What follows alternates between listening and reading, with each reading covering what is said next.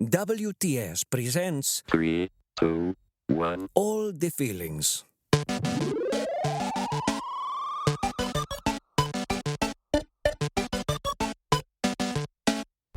This episode. Belonging. Pete, we are already over halfway through ATF 807 Lock and Load. Stop saying things about guns. How are you today? You are actually home in Colorado Springs, so you're on assignment. I'm on assignment. Because you're home with friends and family, which is perfect because do you know what we're talking about today? I don't. I've prepared nothing. Today's feeling, if that's a word for it, is belonging. Belonging. Noun. An affinity for a place or situation. A feeling of being happy or comfortable as part of a particular group and having a good relationship with the other members of the group because they welcome you and accept you. Pete, we are 7 episodes into this season, and let's be honest. I've been neglecting a very important part of this podcast. With your permission, I'd like to take you on one of my famous guided meditations. Oh, God. You ready? I knew I was missing them, but I did not know how much until just now. Well, because you already traveled to Colorado Springs. Now you're going to travel in your own noggin. So let's cue that background kind of either ocean sound or really nice kind of thing. Sure. And now just close your eyes and relax. Pete, imagine you're walking outside and the sun is shining down. And as always, you're barefoot and there's construction happening nearby, but you don't walk towards them. Instead, you're relaxed and you walk over toward a crowd of people. They're smiling and clapping for you, Pete. And you feel relaxed and calm, and you walk toward them and they embrace you. They love you fully and unconditionally, Pete, and you're relaxed and you feel held. You feel held by them, and you realize your pockets are heavy because they're filled with your possessions. But this crowd of people, they'll take that weight off of you. So you give them all of your stuff and you're lighter and you're relaxed. And now they hug you and ask you to join them forever so you can never leave, but you wouldn't want to anyway. So you say yes, and you're breathing and you're relaxed. And they say they love you so much you don't need anyone else in your life, so you can relax and never talk to your other friends or family anymore because this crowd is your new family. So you wave goodbye to your old family. Goodbye, old family. And you're relaxed. And oh, look, your new family, they brought juice and you love juice and you're going to drink the juice together and you're relaxed and the juice tastes weird. And now we're waking up. Pete, how do you feel? Am I a Scientologist now? Is that all it takes? That's all it takes.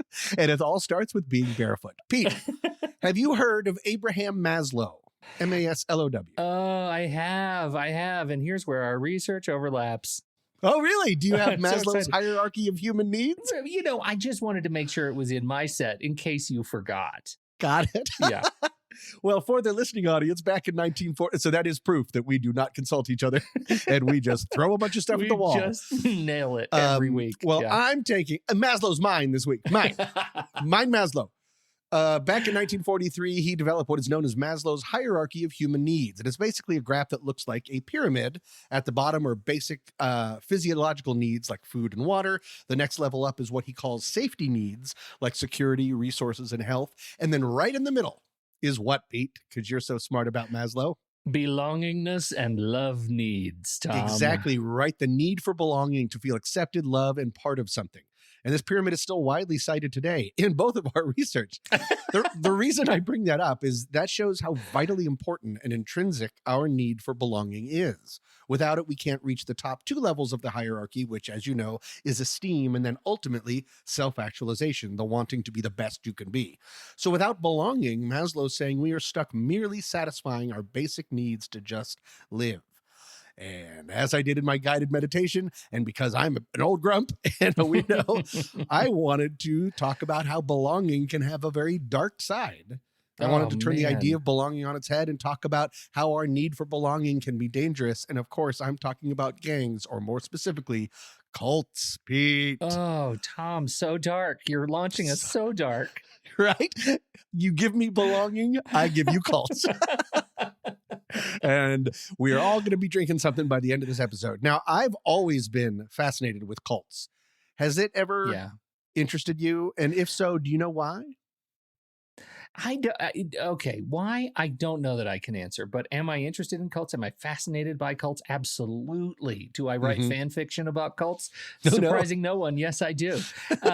I feel like I feel like cults, like the idea of creating a manipulated, malicious sense of belonging, is something that everybody should think about from time to time, lest we forget how we ourselves are being manipulated. So I'm deeply fascinated through historical cults, Jonestown, like all the way through, the suddenly now I've forgotten the name of it, but it's the Nexium cult, right? The sex cult that is fascinating.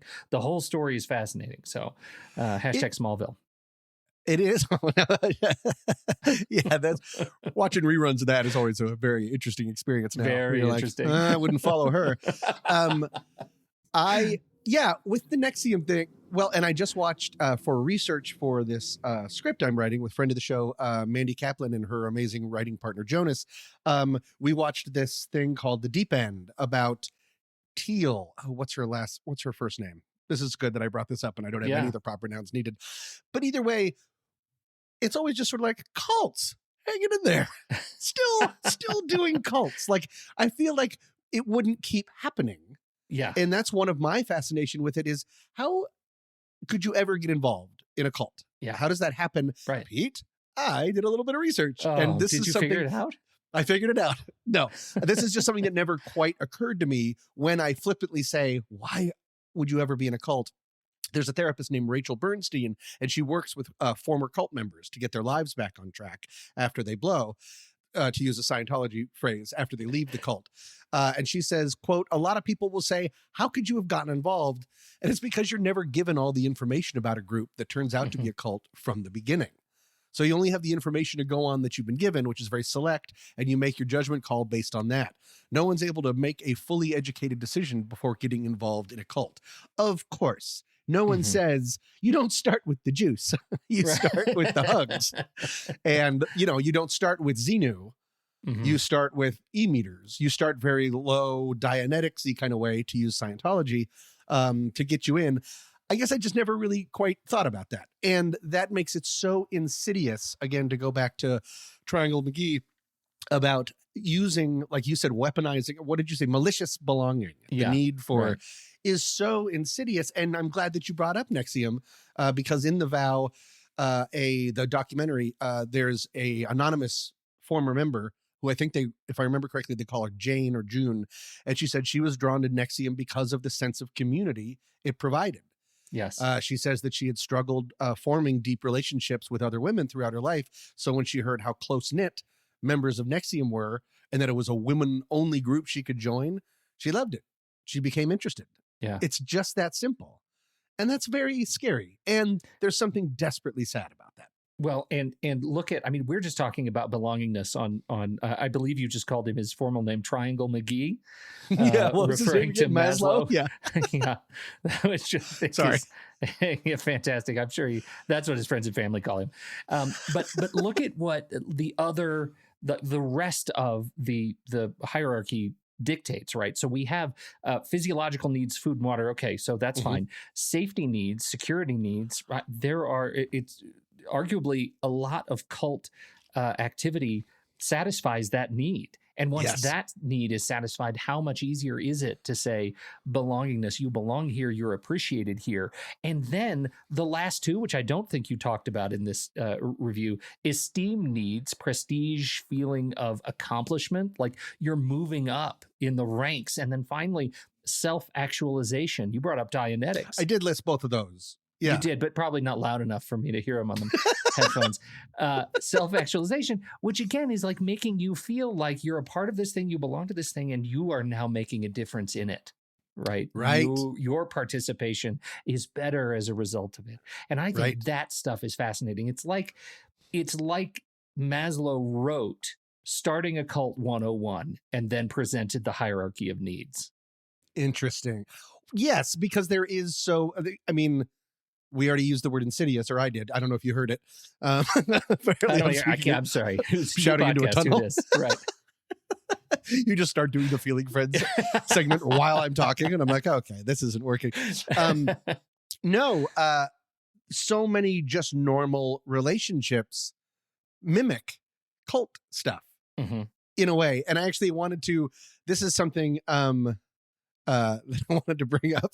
I'm not saying love is a cult, but okay. I do what like, you hear when you say certain things, right? I know. Like, yes. Yeah. I'm not a hater and love is not a cult. Yes. I'm not saying love is not a cult. Sure. Of course we landed on the moon. Okay. No, I'm not a crazy person, but I do, going through some of the basic things that cults do to get you involved. Oh, like processes of indoctrination. Process of indoctrination, that's the one. Are mimic, some of them are mimic like getting into a new relationship, a love relationship.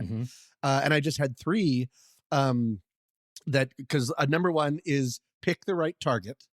So if you are single, you're alone and you're lonely, you're anxious to find love and find the right person. Right? Are you just for a second, are you like workshopping a spec episode of Black Mirror right now? Like it kind of feels like that's where you're going with this, and you're using us, I say us, the feeling friends and audiences members as guinea pigs. That feels mean. I'm still going. Number 2, have you heard the term love bombing? Oh yeah. Yeah. Love bombing is when you are really, you just fall head over heels, and you all of the people in the cult really surround you and make you feel incredibly needed and incredibly important. Like you said, you're important to them, they're important to you. That's, of course, love bombing. That's what happens when you're in a new relationship. You want to spend all your time with each other, and that then leads to isolation. How often have you had a friend, at least growing up, when you see a lot less of them before they got into a serious relationship? How many times have you heard the cliche, we never see you anymore, you're spending all your time with blank? So I just think that that's it. They're using very natural, because that's healthy in building a romantic relationship. Of course, it's a little less healthy when you're in a cult, but I like how they sort of mimic each other, which I think is really interesting. And then to use, when you talked about safety, fear is a big part of it. Fear can be what really you start to turn with the isolation, is it becomes a us versus them kind of a thing. And then that's when if you try to get out, they really need to keep upping the ante of that fear and no longer belonging. If you have to leave, they need to present the clear answer to what you're afraid of or what you are missing in your life. Right. That's one of the big things, is the black and white. And then to go incredibly dark, I have a clip from a movie that I would like you to play. Okay. It's from a horror film that you and I both love. It's called The Mist, based on Stephen King's novella. And for those that haven't seen The Mist, it's a bunch of people are trapped in a supermarket when a bunch of monsters are outside, because there's like a portal to another dimension. Anyways, and there's this one woman named Mrs. Carmody in there who is religious, who's sort of looked at as the town kook, but then she starts really preaching about different things and about how it's God punishing them. And I think it makes an interesting point about cults and belonging and how dark it can get. Want another reason to get the hell out of here? I'll give you the best one. Her. Mrs. Carmody. Our very own Jim Jones. I'd like to leave before people start drinking the Kool-Aid. He's right. Like your people get, the better she's gonna look. No, I don't buy that. It's obvious she's nuts. Look, a few people maybe, but... No, I count 4. She's preaching to them right now. By noon, she'll have 4 more. By tomorrow night, when those things come back, she'll have a congregation, and then we can start worrying about who she's gonna sacrifice to make it all better. You, Amanda? He's right. You don't have much faith in humanity, do you? None whatsoever. I can't accept that. People are basically good, decent. My God, David, we're a civilized society. Sure, as long as the machines are working and you can dial 911, but you take those things away, you throw people in the dark, you scare the shit out of them. No more rules. You'll see how primitive they get. You scare people badly enough, you can get them to do anything. They'll turn to whoever promises a solution. Or whatever. Ollie, please, back me up here. I wish I could. As a species, we're fundamentally insane. Put more than 2 of us in a room, we pick sides and start dreaming up reasons to kill one another. Why do you think we invented politics and religion? Now, so obviously that's very dark. And to be clear, I am not taking a shot at basic religion. Mrs. Carmody is portrayed as a religious fanatic. It doesn't take long for her to start demanding expiation and the spilling of blood. But the point is she uses fear as a motivator in order to bring people together, to provide them hope by weaponizing their emotions. And that's a real dark side of belonging. This isn't a lot of fun, I know. No, it's not. But you know what's interesting about that quote? It also proves the other side, right? They're sitting around a table preaching and talking about how dangerous religion is, right? Sure. It's almost like you need to pick a side. Yeah, she's only an other because you're outside of it. Speaking of the royal you, right? Because I would be standing around this little light up table too. But but it does make me reflect on the fact that, you know what? To her flock, all these people who are plotting against her are other. And we're just demonstrating our inability to sit down and solve problems together. And that's what creates the sort of fractious behavior. Right. And again, it really points out that belonging is right in the middle of that triangle. I mean, we need to appear. I should really call it a pyramid. I don't know. Do you remember the food triangle that you learned about in school? Mm-hmm. Sugar's at the top of the triangle. That you need that. I mean, no matter what, we need to group together in some sort of way. Without that, we're just lost in the darkness. And so that's just why I wanted to bring up cults. It's something that is still incredibly going on. And a lot of it is seen. It seems like a lot more now it is through self-help. Than a lot of the ones, the one about Teal, the deep end, there's a lot about, it can start almost like an MLM. I was just going to bring that up. Yeah. Yeah. And that's what I wonder sometimes, Tom, is like, I think about cult leaders, and I think in this day and age, because you opened with that question of, oh God, now I'm in a cult. Like, how do you know you're in a cult? And I wonder if today, given the prominence of information and misinformation, if the cult leaders actually fall prey to the same equation, that maybe they're just people who have an idea to share. And before long, they don't realize that oh my God, I just made a cult. And like that is a fascinating thing to me. I say that kind of as a joke, but it's not, right? Like, it's really not. Are fans of Oprah Winfrey part of a cult? Some of them maybe, right? You know, I love Oprah. I think she's great. Am I a member of a cult? And we're going to talk a little bit about this in my part of the segment, which I think is maybe equally dark and frustrating, but we'll see. It's certainly on brand for us. I know. I love that we gave each other belonging, and we're both like in a pit and playing quotes from The Mist. No, it's very on brand. It's very on brand. No, that's a good point. And I think like a lot of the cult leaders, especially the self-help ones that we were talking about, they absolutely do start from a good place. And then sometimes they get a little taste of power or adulation. And that's when it turns, when you need to keep that. You can't give that up anymore.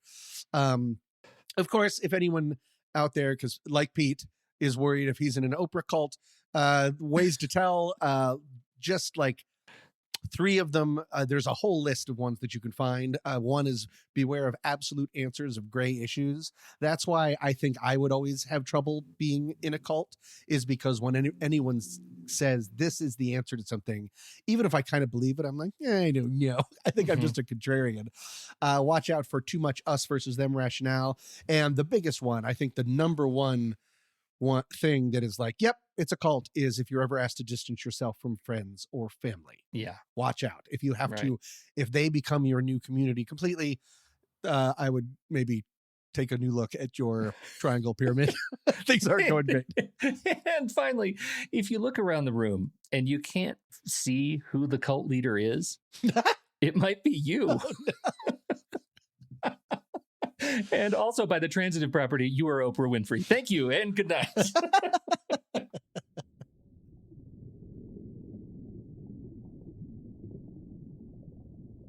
Shrimp shells.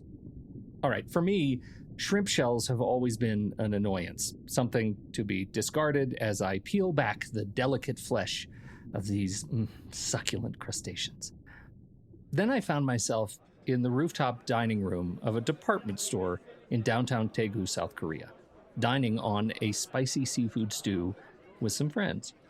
The stew had shrimp in it. whole shrimp with the heads and the eyes and the antenna stuff. And the shrimp was looking at me.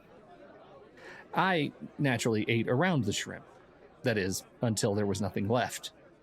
That's when one of my friends at the table picked up one of the creatures and placed it in my bowl.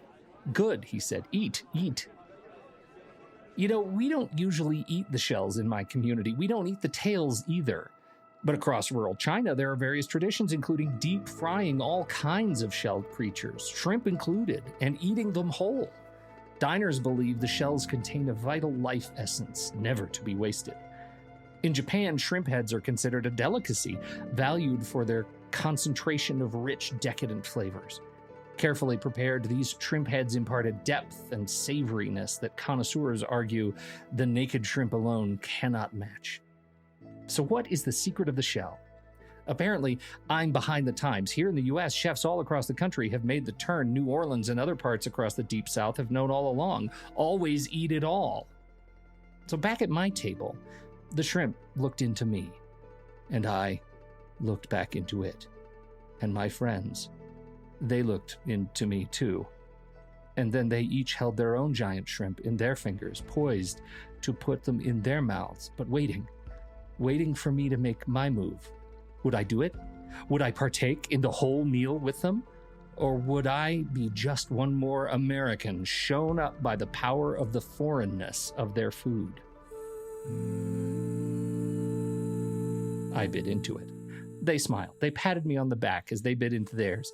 And it wasn't at all what I expected. Crunchy, but not too crunchy. But it tasted of magic, soaked with the flavors of the broth, encompassing not just the spirit of the bowl that sat between us, but the spirit of the table. Is there science behind this cultural wisdom? Are there vital nutrients and flavor compounds hidden within the chitinous walls of the humble shrimp shell? I don't know. You know what? I didn't even check it out, because what I got out of crunching down on that shell was more than a culinary experience. At that table, maybe for the first time since I arrived in the country, I belonged.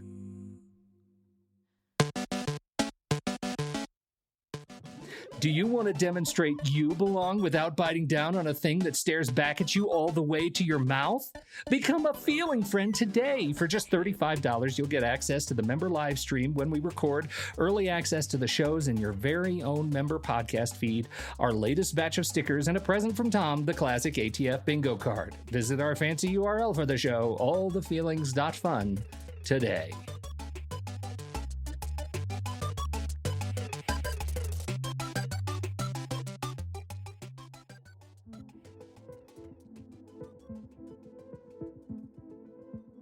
Excerpts from Belonging by Rosemary Watola Tromer. And if it's true we are alone together, the way blades of grass are alone, but exist as a field. Sometimes I feel it, the green fuse that ignites us, the wild thrum that unites us, an inner hum that reminds us of our shared humanity. Just as 136,000 notes make up one symphony, alone as we are, our small voices weave into the one big conversation. Our actions are essential to the one infinite story of what it is to be alive. When we feel alone, we belong to the grand communion of those who sometimes feel alone. We are the dust that hopes, a rising of dust, a thrill of dust, the dust that dances in the light with all other dust, the dust that makes the world.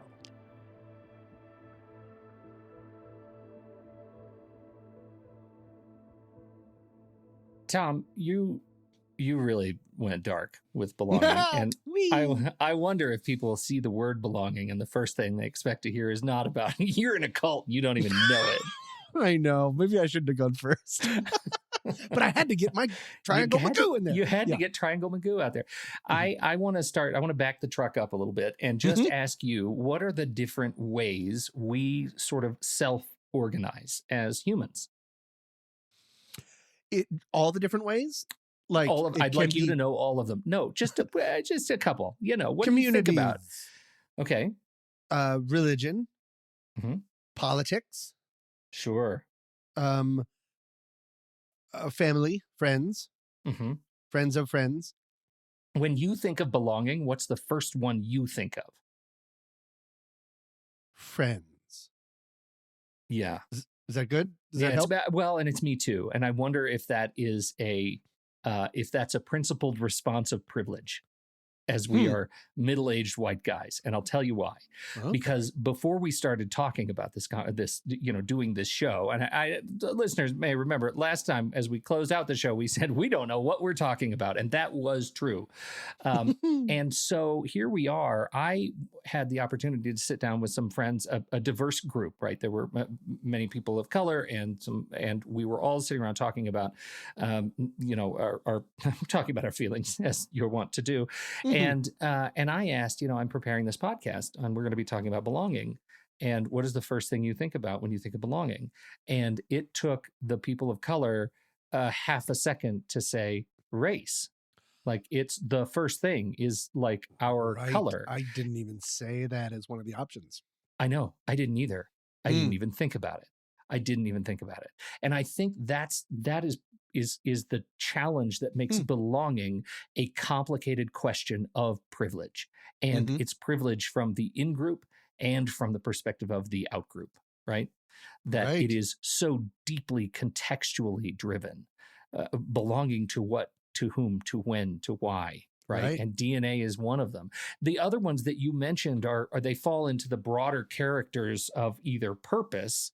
We're working toward a thing together, right? And we're on the same page. Maybe that's we're working to grow the cult for 23 or something like that.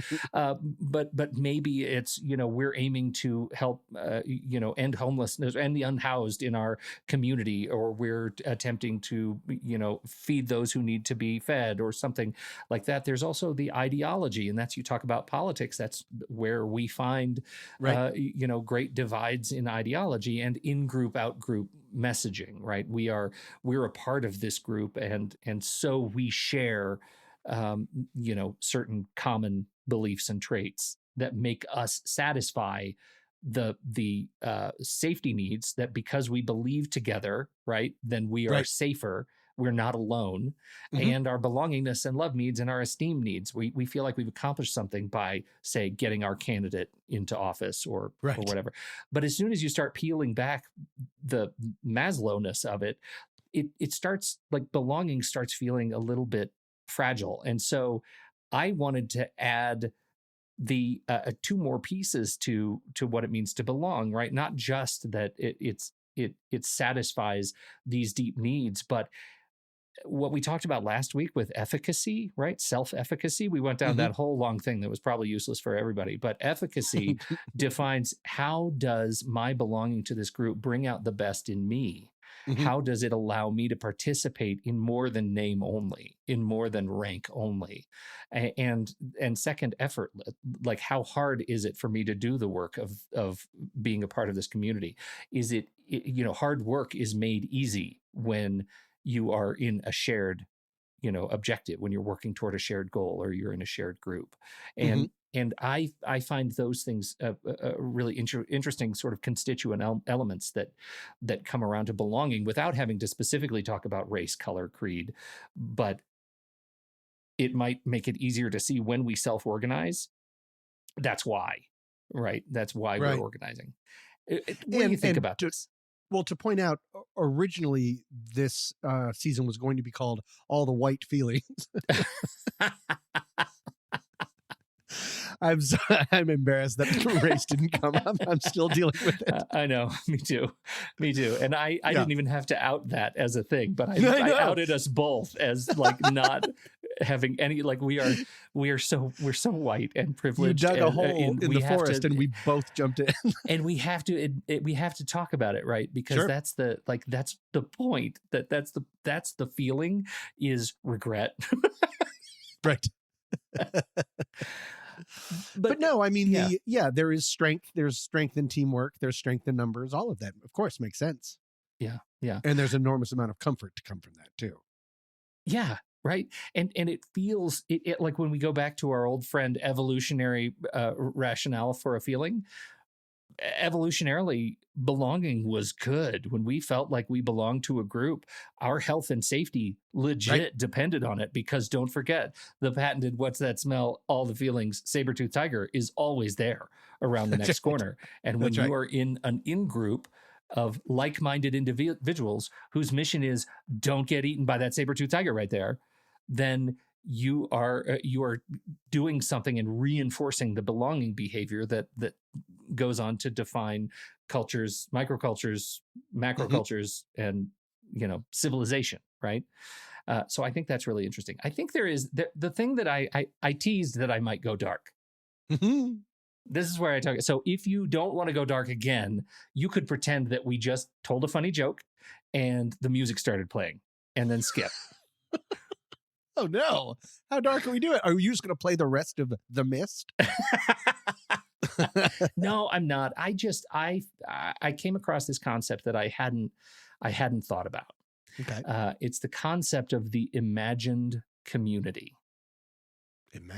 What do you know of the imagined community? And I think this is a thing that is native to us, like 20th century and beyond. Like I don't know that this was a thing evolutionarily useful, but maybe it was. Maybe you'll tell me I'm wrong, but I just think it's interesting. Have you ever heard of the concept? I've never heard of the concept, but something immediately sprung to my mind when you use those two words together. Mm-hmm. Facebook. The idea of social media making it seem like we're closer than we actually are. And so you're like, oh yeah, I just, checked in with that person, but you didn't. You liked something that they did, and that's different than talking to them on the phone. I've become less of a grouch about this because I lost my war against Facebook a long time ago. But just, that was a real concern that I had, of the people thinking that they were much closer than they were. And then, so. Yes. Did I get it right? You absolutely, you are, yes, it is a part of it. And I want to tell you the whole thing, because it deserves a full title. Historian Benedict Anderson wrote the book Imagined Communities: Reflections on the Origin and Spread of Nationalism. Oh no. It was published in 1983. Okay. And I had never thought of this concept. I had never heard it. I can't believe it hasn't been brought up in my circle. But the whole concept is this. It refers to the ways individuals come to see themselves as part of a larger group or social construct, right, with whom they will never fully meet or engage, right?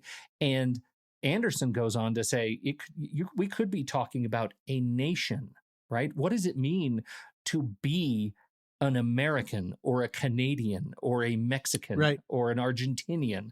That becomes, when you break down what those barriers are, those become artificial, like political divides that make national boundaries. And those of us who celebrate some sort of, vein of patriotism, celebrate that arbitrary boundary. It's an arbitrary boundary. I could be on the border of North Dakota and in minutes be eating poutine. And does that, am I more or less American or Canadian, right, at that given time? And I think that is a fascinating thing. But when we add digital media, to this concept of imagined communities, that's when we start getting these the followings that creep up on social media that imagine they're a part of this greater thing, when no one in their immediate practical community shares any of the ideology behind those things, right? Interesting. Well, because that goes back to like YouTube rabbit holes. Yes. That we have friends and friends of friends and some of their kids and stuff have every once in a while gone down into a rabbit hole, and you really believe, oh, I'm really a part of this community. Yeah. But it's just because YouTube is amplifying this very small amount of voices in order to make you believe that Bitcoin is a good idea. Yes. That Bitcoin is a great example. Yeah. Going to a pizza place with a gun to free the children who are not in the basement. No. That is another example that's often discussed in this in this circumstance. So this is imagined communities. While I think imagined communities can be a real conceit for good. It's good to see yourself, to feel yourself and to develop a sense of pride about who you are and how your identity aligns with others. for positive, right? For good. Mm-hmm. But this, we can also see how these, like the imagined community can be manipulated, can grow outside of rational thought or experience and outside of fact, and create real practical problems. Because we feel in alignment. And I think, when I talk about digital communities for good, I think about people who write into the show. I think about people who, we've been on the ADHD podcast. We have a large community over in the ADHD community. And those are people who may never meet in person, right? But they're part of that community. And even if they're never speaking up, they share an alignment with those who do speak up, because they can see those things together. And I think that is an imagined community that can be real. It's the imagined community that becomes dangerous, right? And Anderson says he has 3 points that are a little bit impenetrable, but I'll try. It's imagined, the imagined community is imagined as limited because even the largest nation has finite, if elastic, boundaries, beyond which lie other nations. No nation imagines itself as coextensive with mankind. I need help with that. Right. What is that? What does that even mean? Coextensive with mankind, right? The coextensive means extending over the same space or time, or corresponding exactly in extent, right? And a nation is a political body, not a human body, right? It's an arbitrary, and so it is limited, but we are not.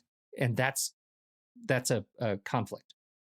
It is imagined as sovereign because this concept was born in an age which Enlightenment and revolution were destroying the legitimacy of the divinely ordained hierarchical dynastic realm, right? So, yeah, I know, but this should be right up your alley because we're talking about Enlightenment and revolution, right? Sure. That our imagined communities are being tested by former structures of religion, landlords, fiefdoms, right?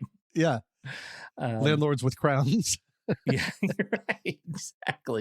Exactly. And an imagined community is imagined as a community because regardless of the actual inequality and exploitation that may prevail in each, a nation is always conceived as a deep horizontal comradeship. Ultimately, it is this fraternity that makes it possible over the last 2 centuries for so many millions of people, not so much to kill as willingly to die for such limited imaginings. That's right. This is patriotism. Right. This is, we have created this arbitrary structure, and the borders say that we are France. And as French people, because we all share this, this ideology, this identity as French people living inside this arbitrary boundary, we're willing to die for that union. Right. Well, and the first thing that it reminds me of is Bill Hicks, one of my favorite comedians. That was his take on patriotism was, am I proud to be American? I mean, my parents had sex there. Like, what exactly is it? Like, that's why you are where you are. And right. And so, you know what it also reminds me of? If we can take it away from just like different, if it's not just patriotism, and I'm not trying to go political with this, but when did red states, blue states become such a big thing? We say it now like it's the most natural thing in the entire world, but it wasn't like that when I was a kid. I always felt like that was a Reagan thing. I don't know. I may be misinterpreting my experience of childhood, but it felt like that sort of like branding states as having their own ideology, which is totally false. Like, it's crazy. You live in California, and that is perceived as a wildly progressive blue state. But there are really deep reds in California. No, go to the Eddie Beach community. They're still flying flags everywhere, and the flags I don't care for. Yeah, same thing with Oregon. Like, it's the same thing. Like, it is vastly, more complicated fabric of what patriotism means as an Oregonian. Yeah. I like your idea of that. I would think it's either be Reagan or one of the Bushes. It seems like around that time period that I guess the news just decided that was a good way to do it, to make us all insane. Right. And suddenly we have a language to define not just inclusion, but exclusion. Yep. Yeah. Right. Now we've just branded the state of Oregon as a blue state. only because a lot of people live in Portland. That's it. That's the only reason. Yes. Some people have heard of Hollywood. Yeah, right. And therefore we're all elitists. Everybody's elite. Yep. It is, because that is fascinating. When you just say red state, you're actually saying paragraphs of supposed information that changes for one person to the other. Yeah, if you live in a red state, you would define that in a certain way. If you live in a blue state, you would define that in a certain way. But I just wanted to bring that up as even within a nation, there are battle lines, for lack of a better word, being drawn about identity, about belonging and community. Well, this leads me to the last, and I should say, for all those who left, I hope you've come back, because I do want to ask you this question, because I think it really defines in-group, out-group. To what, Tom, would you call yourself a fan? What would I call myself a fan of? Tons of things, like books, movies. Because this is what we're talking about too, right? Haunted houses, roller coasters, all the stuff I talked about joy earlier. Right. Dogs. You're a fan of stuff, right? And to the extent that your fandom enforces activism is the extent to which communities are created around things, right? And I think this ends up being really special, and more special now, having thought about all these other kind of, introductions to crazy, negative things around belonging. And then I think, oh my gosh, you know what else I've made fun of in the past? Twilight fans. I'm never gonna do that again. I'm never going to do that again, because frankly, they're celebrating something. They're celebrating the Venn diagram overlap of the way their identities overlap in a really positive way. And I think there's reason to celebrate fandoms. And so I'm a fan of Star Trek. I love Star Trek. I'm a fan. I don't know if you've heard, I'm a huge fan of F1 now. Yeah, that's right. I watched the entire Singapore Grand Prix this weekend. And so those are things that I love diving deep into these things and celebrating with other people. When I see another person, I already imagine myself as part of this fandom, right? It's my imagined community, even though I don't really know a lot of people who drive F1. I don't know any. But when someone comes up to me and says, oh my God, you just said the word, you just said the thing that triggered my fandom too, and now I'm here to celebrate with you. That feels exuberant, exultant. It feels so good, right?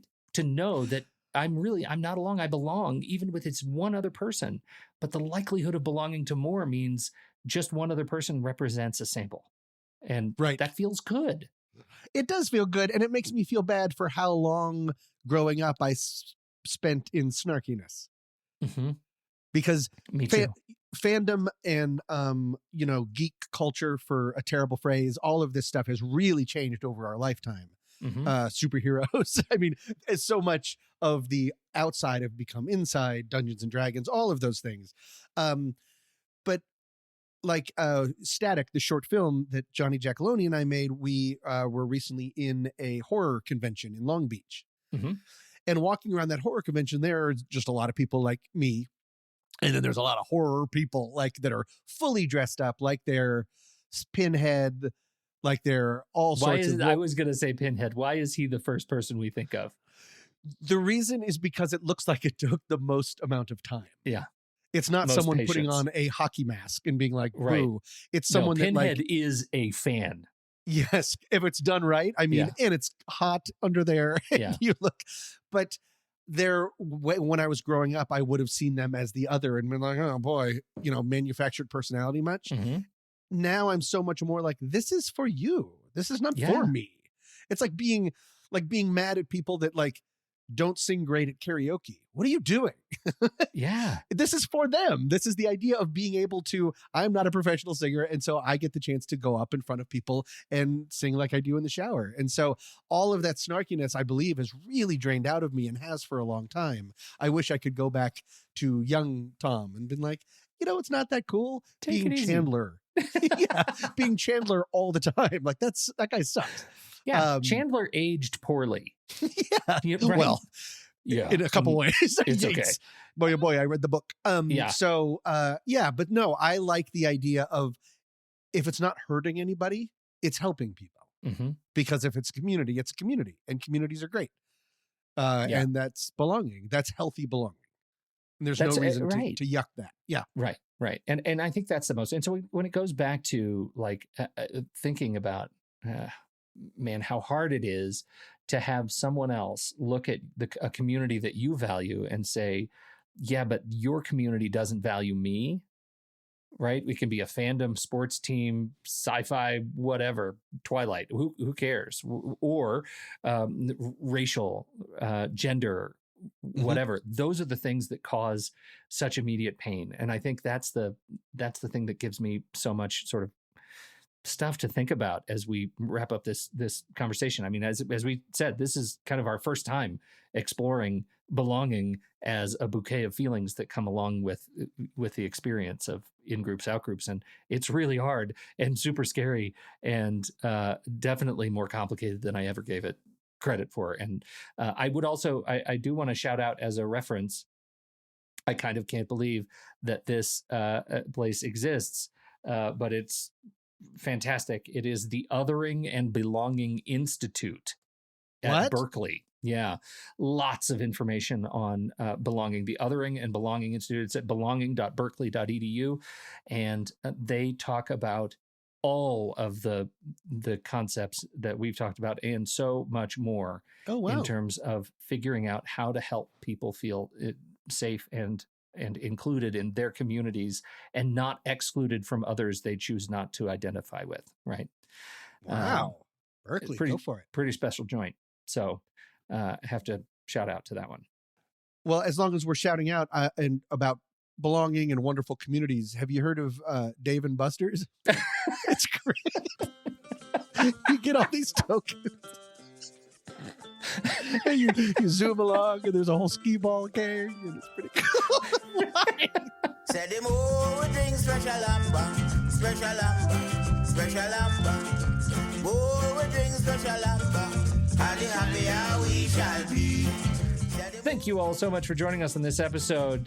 This week's tune is More We Are Together by Energy Plus. Tom, how do we have a topic of joy and emotion that it just exudes joy and light and that we can really crap all over next week? Absolutely. Let's just keep this belonging train going because there's one thing that we all belong to. It's a club called stress. We are going to be talking about the human emotion and feeling of stress. And I'm already sweating. Oh, I can't wait. Until then, I'm Pete Wright. And I'm Tommy Metz III. Thank you so much for downloading. We'll be back next week with all the feelings. Make we sip it till it's done.